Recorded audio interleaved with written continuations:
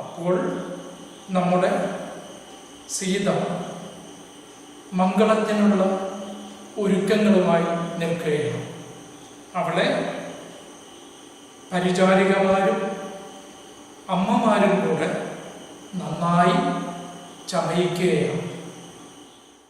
സ്വർണവർണ്ണത്തെ പൂണ്ട മൈഥിലീ മനോഹരി സ്വർണഭൂഷണങ്ങളുമണിഞ്ഞു ശോഭയോടെ സ്വർണമാലയും ധരിച്ചാദരാൽ മന്ദം മന്ദം അർണോജനേത്രൻ മുമ്പിൽ സത്രപം വിനീതയായി വന്നുടൻ നേത്രോൽപലമാലയുമിട്ടാൾ മുന്നേ പിന്നാലെ വരണാർത്ഥമാലയുമിട്ടീടിനാൾ മാലയും ധരിച്ചു നീലോൽപല കാന്തി തേടും ബാലകൻ ശ്രീരാമനുമേറ്റവും വിളങ്ങിനാൻ.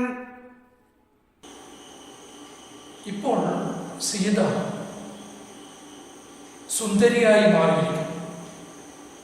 സ്വർണവർണ്ണത്തെ പൂണ്ട മൈഥിലി മനോഹരി സ്വർണഭൂഷണങ്ങളുമണിഞ്ഞ് ശോഭയോടെ സ്വർണമാലയും ധരിച്ച് ആദരാൽ മന്ദം മന്ദം അർണോജനേത്രൻ മുമ്പിൽ സത്രപം വിനീതയായി. പൊതുവെ സ്വർണവർണ്ണമാണ് സീത, അതായത് സുന്ദരിയാണ് സീത. ആ സൗന്ദര്യത്തെ ഒന്നുകൂടെ വർദ്ധിപ്പിക്കുന്ന തരത്തിൽ സ്വർണഭൂഷണങ്ങളും അണിഞ്ഞു നിൽക്കുകയാണ്. ഭൂഷണം, ആഭരണങ്ങൾ, അലങ്കാരം. സ്വർണവർണ്ണത്തെ പൂണ്ട മൈഥിലി മനോഹരി, സ്വർണവർണ്ണം ഉള്ള സീത മനോഹരിയാണ്, സുന്ദരിയാണ്. അതിനോടൊപ്പം അല്ലെങ്കിൽ ആ സൗന്ദര്യം ഒന്നുകൂടെ വർദ്ധിപ്പിക്കാൻ സ്വർണഭൂഷണങ്ങളും അണിഞ്ഞിരിക്കുന്നു. അങ്ങനെ ശോഭിച്ചു നിൽക്കുകയാണ്. സ്വർണമാലയും ധരിച്ച് ആദരാൽ ആദരാൽ ആദരവോടുകൂടെ, സ്വർണമാലയും ധരിച്ച് ആദരവോടുകൂടെ മന്ദം മന്ദം, വളരെ പതുക്കെ പതുക്കെ അർണോജനേത്രൻ മുമ്പിൽ, അർണോജനേത്രൻ മുമ്പിൽ, താമര ഇതൾ പോലുള്ള സുന്ദരമായ കണ്ണോടുകൂടിയവൻ, സുന്ദരൻ എന്നർത്ഥം, ശ്രീരാമന്റെ മുൻപിൽ സത്രപം, ത്രപ ലജ്ജ, നാണം, സത്രപം ലജ്ജയോടുകൂടി വിനീതയായി, വിനീതയായി നിലകൊണ്ടു. അപ്പൊ എന്താർത്ഥം? പൊതുവെ സുന്ദരിയായ സീത സ്വർണഭൂഷണങ്ങളും അണിഞ്ഞ ശോഭയോടുകൂടെ സ്വർണമാലയും ധരിച്ച് ആദരവോടുകൂടെ ബഹുമാനത്തോടുകൂടെ വളരെ പതുക്കെ അർണോജനേത്രനായ ശ്രീരാമന്റെ, സുന്ദരനായ ശ്രീരാമന്റെ മുമ്പിൽ ലജ്ജയോടുകൂടെ വിനീതയായി നിലകൊള്ളും. സീത അവിടേക്ക് എത്തിയ ഉടൻ, വന്നുടൻ, എത്തിയ ഉടൻ നേത്രോൽപലമാലയും ഇട്ടാൾ മുന്നേ. സീത ശ്രീരാമന്റെ മുമ്പിൽ എത്തിയ ഉടനെ നേത്രോൽപലമാല ഇട്ടു. കണ്ണുകൊണ്ട് ഒരു മാല ഇട്ടിരിക്കുന്നു എന്നർത്ഥം. എന്താകും അർത്ഥം? സീത വന്ന്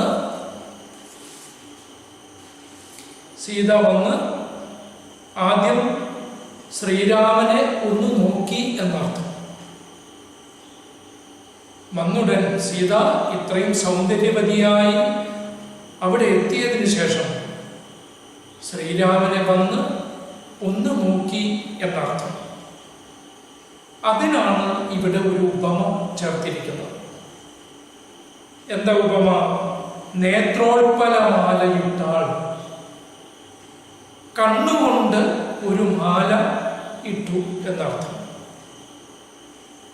സീത ശ്രീരാമനെ കണ്ണുകൊണ്ട് നോക്കി ആസ്വദിച്ചു എന്ന് പറയുന്നതിന് കണ്ണുകൊണ്ടൊരു മാലയിട്ടു എന്ന് എഴുത്തച്ഛൻ പറഞ്ഞിരിക്കുന്നു. ഇവിടെ ആ ഉപമയുടെ ഭംഗി ഒന്ന് വേറെയാണ്. പിന്നീടാണ് വരണാർത്ഥമാലയുമിട്ടീടിനാൾ എന്ന് പറഞ്ഞത്. വരണമാല്യം, വിവാഹമാല പിന്നീടാണ് സീത ശ്രീരാമന്റെ കഴുത്തിൽ ഇട്ടത് എന്നർത്ഥം. അർത്ഥം മനസ്സിലായി കാണും എന്ന് വിചാരിക്കുന്നു. സ്വർണവർണ്ണത്തെ പൂണ്ട മൈഥിലി മനോഹരി സ്വർണഭൂഷണങ്ങളും അണിഞ്ഞ ശോഭയോടെ സ്വർണമാലയും ധരിച്ച് ആദരാൽ മന്ദം മന്ദം അർണോജനേത്രൻ മുമ്പിൽ സത്രപം വിനീതയാൾ വന്നുടൻ നേത്രോൽപലമാലയുമിട്ടാൾ മുന്നേ, പിന്നാലെ അതിനുശേഷം പിന്നാലെ വരണാർത്ഥമാലയുമിട്ടീടിനാൾ. വിവാഹമാല പിന്നീടാണ് ധരിപ്പിച്ചത് എന്നർത്ഥം. പിന്നെയോ മാലയും ധരിച്ച് നീലോൽപല കാന്തി തേടും. മാലയും ധരിച്ച് നീലോൽപല കാന്തി തേടും ബാലകൻ. നീലത്താമരയുടെ വർണ്ണത്തെ പോലെ ശോഭയോടുകൂടെ നിലകൊള്ളുന്ന ബാലകൻ ശ്രീരാമൻ ഏറ്റവും വിളങ്ങിനാൻ വളരെയധികം ശോഭിച്ച് നിൽക്കുന്നു. ഒന്നുകൂടെ നോക്കാം. വന്നുടൻ നേത്രോൽപലമായി മാലയുമിട്ടാൾ മുന്നേ, പിന്നാലെ വരണാർത്ഥമാലയുമിട്ടീടിനാൾ. മാലയും ധരിച്ച് നീലോൽപല കാന്തി തേടും ബാലകൻ ശ്രീരാമനും ഏറ്റവും വിളങ്ങിനാൻ. ആദ്യം സീത ശ്രീരാമന്റെ മുന്നിൽ വന്ന് സുന്ദരമായ കണ്ണുകൊണ്ട് ഒരു മാല ചാർത്തി. അതിനുശേഷമാണ് വരണാർത്ഥമാല ഇട്ടത് എന്ന് പറഞ്ഞിരിക്കുന്നു. അങ്ങനെ സീത അണിയിച്ച ആ മാല ധരിച്ച് എങ്ങനെ വിളങ്ങുന്നു ശ്രീരാമൻ? നീലോൽപല കാന്തിയോടുകൂടെ, നീലത്താമരയുടെ വർണ്ണത്തോടു കൂടിയവനായി സുന്ദരനായി ശ്രീരാമൻ ഏറ്റവും വിളങ്ങിനാൻ നല്ലപോലെ ശോഭിച്ച് നിൽക്കുന്നു എന്നർത്ഥം. ഭൂമി നന്ദനക്കനുരൂപനായി ശോഭിച്ചിടും ഭൂമി പാലക ബാലൻ തന്നെ കണ്ടവർകളും ആനന്ദാംബുധി തന്നിൽ വീണുടൻ മുഴുകിനാർ. മാനവവീരൻ വാഴ്കെന്നാശിയും ചൊല്ലിയിടിനാർ. അന്നേരം വിശ്വാമിത്രൻ തന്നോടു ജനകനും വന്ദിച്ചു ചൊന്ന, ഇന്നിനി കാലത്തെ കളയാതെ പത്രവും കൊടുത്തയച്ചിടേണം ദൂതന്മാരെ സത്വരം ദശരഥ ഭൂപനെ വരുത്തുവാൻ. അങ്ങനെ സീതാദേവി അണിയിച്ച, ശ്രീരാമനെ അണിയിച്ച ആ മാലയുമിട്ട് ശ്രീരാമനും വളരെയധികം ശോഭയോടുകൂടെ, വളരെയധികം തേജസ്സോടുകൂടെ വിളങ്ങി നിൽക്കുകയാണ്. അങ്ങനെ വരുമ്പോഴോ ഭൂമി നന്ദനയ്ക്ക് അനുരൂപനായി ശോഭിച്ചിടും ഭൂമി ബാലകൻ തന്നെ കണ്ടവർകളും. ഭൂമി നന്ദനയ്ക്ക് അനുരൂപനായി ശോഭിച്ചിടും ഭൂമി പാലക ബാലൻ തന്നെ കണ്ടവർകളും. എന്താർത്ഥം? ഭൂമി നന്ദന, ഭൂമി നന്ദന, നന്ദന പുത്രി, ഭൂമി നന്ദന ഭൂമിയുടെ പുത്രി, ഭൂമിയുടെ മകൾ, ഭൂമിദേവിയുടെ മകൾ. ആര്? സീത. നേരത്തെ ഞാൻ പറഞ്ഞിരുന്നല്ലോ, ഉഴവുചാലിൽ നിന്നാണ്, മണ്ണിൽ നിന്നാണ് സീതയുടെ ജനനം. അതുകൊണ്ടാണ് ഇവിടെ ഭൂമി നന്ദന എന്ന് പറഞ്ഞത്. അപ്പോ ഭൂമി നന്ദനയ്ക്ക് അനുരൂപനായി, യോജിച്ച, ചേർച്ചയുള്ള എന്നർത്ഥം. അപ്പൊ എന്താർത്ഥം വരണം? ഭൂമി നന്ദനയ്ക്ക് അനുരൂപനായി ശോഭിച്ചിടും ഭൂമിദേവിയുടെ മകളായ സീതയ്ക്ക് അനുയോജ്യനായി ശോഭിച്ചിടും. ആര്? ഭൂമിപാലക ബാലൻ. ഭൂമിപാലകൻ രാജാവ്. ഏത് രാജാവ്? ദശരഥ മഹാരാജാവ്.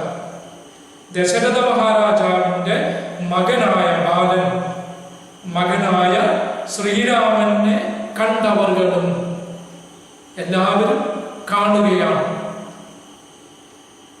ഭൂമിനന്ദനയ്ക്ക് അനുരൂപനായ, ഭൂമിദേവിയുടെ മകളായ സീതയ്ക്ക് അനുയോജ്യനായ ഭൂമിപാലക ബാലൻ, ഭൂമിപാലകനായ ദശരഥ മഹാരാജാവിന്റെ മകനായ ശ്രീരാമൻ വളരെയധികം ശോഭിച്ചു നിൽക്കുന്നത് കണ്ട് ആനന്ദാബുദ്ധി തന്നിൽ വീണുടൻ മുഴുകിനാർ. എല്ലാവരും ആനന്ദാബുദ്ധി, അംബുധി സമുദ്രം, അംബുധി സമുദ്രം, ആനന്ദാബുദ്ധി സന്തോഷക്കടൽ, സന്തോഷക്കടലിൽ വീണുടൻ മുഴുകിനാർ. എല്ലാവരും സന്തോഷ സാഗരത്തിൽ ആറാടുന്നു. എന്തുകൊണ്ട്? ഇത്രയും ഭൂമി ദേവിയുടെ മകളായ സീതയ്ക്ക് അനുയോജ്യനായ ദശരഥ മഹാരാജാവിന്റെ പുത്രനായ ശ്രീരാമൻ വിളങ്ങി നിൽക്കുന്നത് കണ്ട് എല്ലാവരും സന്തോഷ സാഗരത്തിൽ ആറാടി എന്നർത്ഥം. പിന്നീട് എന്തുണ്ടായി? മാനവവീരൻ വാഴുക എന്നാശിയും ചൊല്ലിയിടിനാർ. മാനവവീരൻ ആര്? ശ്രീരാമൻ വാഴുക എന്ന് എല്ലാവരും ആശംസിക്കുകയും ചെയ്തു എന്നർത്ഥം. നമ്മളും ഇത്തരം മംഗള കർമ്മങ്ങൾ വരുമ്പോൾ ആശംസകൾ അർപ്പിക്കാറുണ്ട്. ഇതുപോലെ തന്നെ ഇത്തരം സന്ദർഭത്തിൽ അവിടെയുള്ള ജനങ്ങൾ മുഴുവൻ ഇത്രയും സന്തോഷകരമായ ഒരു മുഹൂർത്തത്തിൽ, ദിവ്യമായ ഒരു മുഹൂർത്തത്തിൽ, ഇങ്ങനെയുള്ള എത്രയും ഭൂമിദേവിക്ക് എത്രയും അനുയോജ്യനായ ഒരു വരനെ കിട്ടിയതുകൊണ്ട് എല്ലാവരും ഇവിടെ സീതാദേവിയും ശ്രീരാമനും ഒരുപോലെ വിളങ്ങി നിൽക്കുകയാണ്. രണ്ടുപേരും നല്ല ചേർച്ചയോടുകൂടി നിൽക്കുകയാണ്, വധൂവരന്മാരായി നിൽക്കുകയാണ്. അവരെ ആശംസിക്കുകയാണ്, ആശീർവദിക്കുകയാണ് ഇവിടെ മറ്റുള്ളവർ ചെയ്യുന്നത് എന്ന് അർത്ഥം.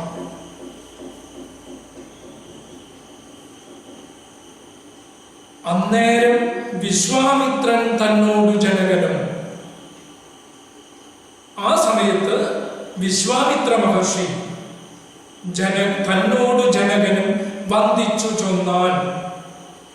എന്താ പറഞ്ഞത്? വിശ്വാമിത്ര മഹർഷി ജനക മഹാരാജാവിനോട് ഇങ്ങനെ വന്ദിച്ചു ചൊന്നു, നമസ്കരിച്ചുകൊണ്ട് അല്ലെങ്കിൽ ബഹുമാനിച്ചുകൊണ്ട് ആദരവോടുകൂടെ ഇങ്ങനെ പറഞ്ഞു. എങ്ങനെ? ഇനി കാലത്തെ കളയാതെ പത്രവും കൊടുത്തയച്ചിടണം. ഇനി കാലത്തെ കളയാതെ, ഇനി അധികം സമയം കളയാതെ എന്ത് ചെയ്യണം? പത്രവും കൊടുത്തയച്ചിടണം. പത്രം എന്നുള്ളത് ഇവിടെ ഇന്ന് നമ്മൾ കാണുന്ന പത്രം എന്നുള്ള അർത്ഥമല്ല, സന്ദേശം എന്നുള്ള അർത്ഥം എടുത്താൽ മതി. സന്ദേശം കൊടുത്തയക്കണം. ആർക്ക്? രാജാവിനെ.